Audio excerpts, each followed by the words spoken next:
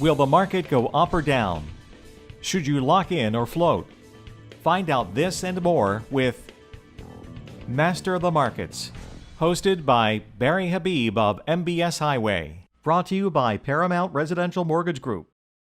In today's mortgage environment, providing our wholesale community with the best combination of product, pricing, technology, and service is paramount to their success. PRMG, built by originators for originators. Welcome to another edition of Master of the Markets. I'm Barry Habib at MBS Highway. This is created exclusively for Mortgage News Network, and it's brought to you by our friends at PRMG, working for your best interest. Oh man, trying to navigate through these waters is a difficult task, and this week was a very exciting one. Now, we did get past one minefield thanks to your efforts in helping get that letter that I put together explaining to the Federal Reserve that what they were doing by buying an overabundance of mortgage-backed securities caused a dramatic depletion of cash due to margin calls. And that letter could be found right on the MBS Highway site. Thanks to your efforts in getting it all over social media, we got it in the hands of Fed members. John Walden put it out there, Peter Bookfar, and all the Fed members and those in Congress do read their stuff. And I was able to, with Steve Leisman, get this on air on Monday. And you know what? The Fed responded. Jay Powell is a good man. He does understand. He's very bright. He just didn't understand how the plumbing worked. Neither did any of the Fed members. I spoke to two former Fed members, and they were shocked. So we were able to get the Fed to now be buying just enough mortgage-backed securities to provide liquidity and absorb supply, so they kept the mortgage market stable. Isn't it nice to look at mortgage bond pricing and see that it's not as wacky as we had been seeing? Just those breathtaking moves have subsided thanks to the Fed now coming in and really putting some stabilization in, which is what they should have done.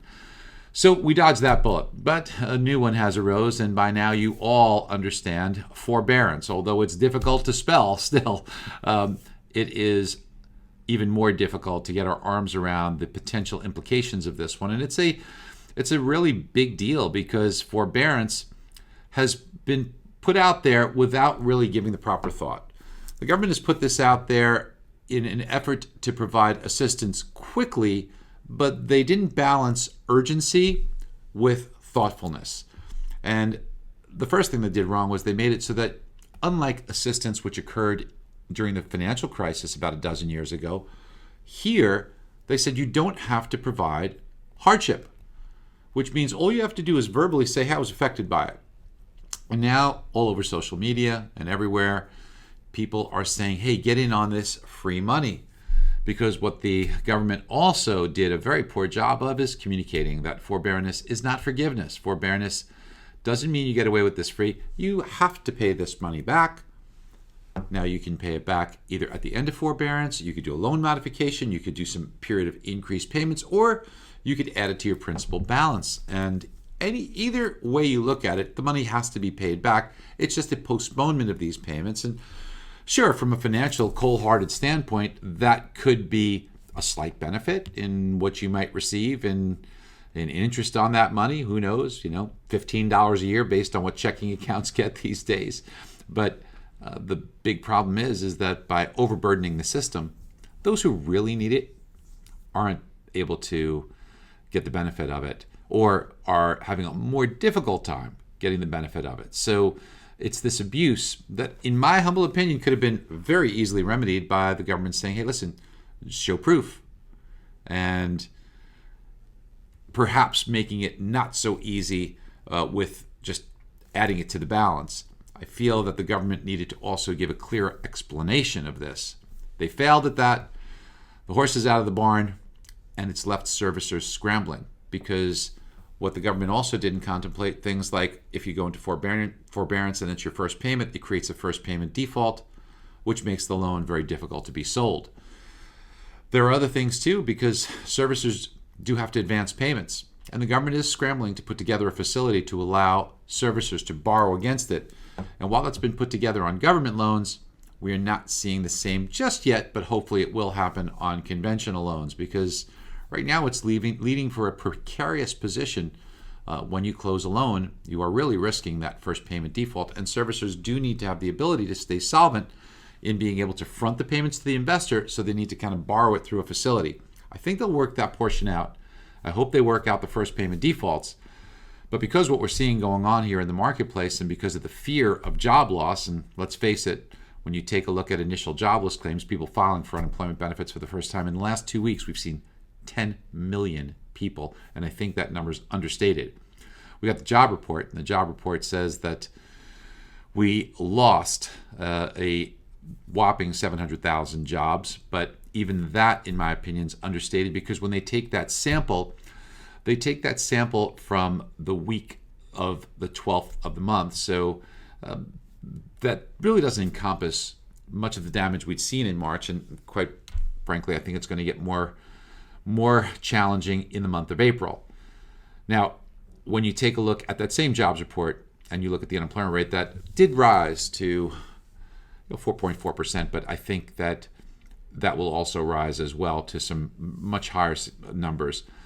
One thing that we should note is that there's also another survey, a component of this, that's the household survey. And here's where actual people get phone calls.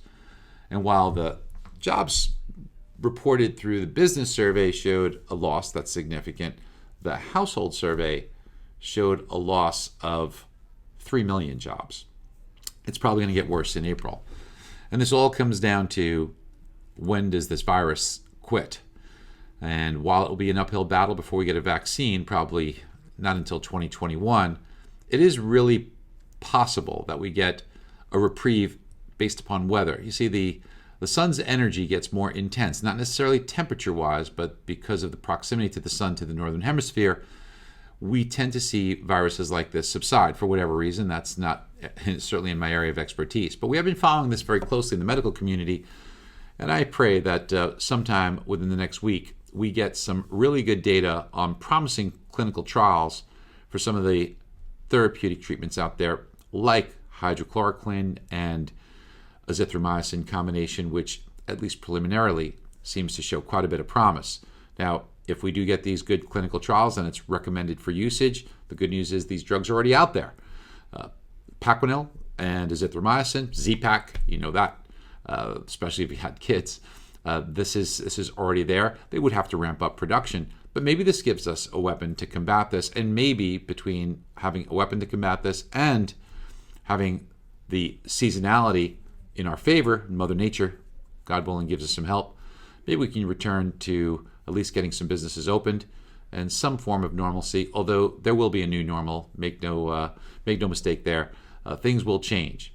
You're concerned about the real estate market. We think the real estate market will take a hit, but we also feel there's a lot of good things about real estate that we see. It's steadying, and this may actually be a buying opportunity to the extent you can buy a home. With regards to interest rates, they're going to stay low for a while. So it'll be a difficult period of time, but at the end of this, I think that there will be some very good opportunities that have been created, and a longevity of good opportunities in business ahead, especially for those of us in the mortgage industry and real estate industries. Maybe some challenges ahead. For example, I know that jumbo loans right now, they're probably going to be few and far between, at least for a period of time.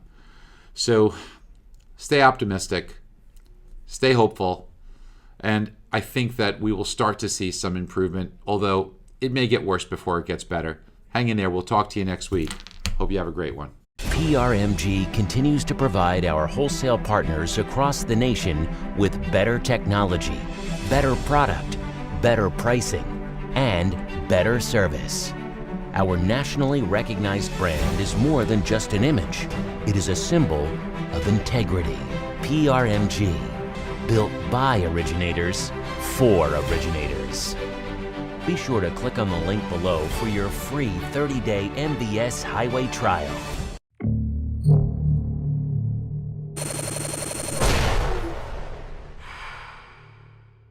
This is Mortgage News Network.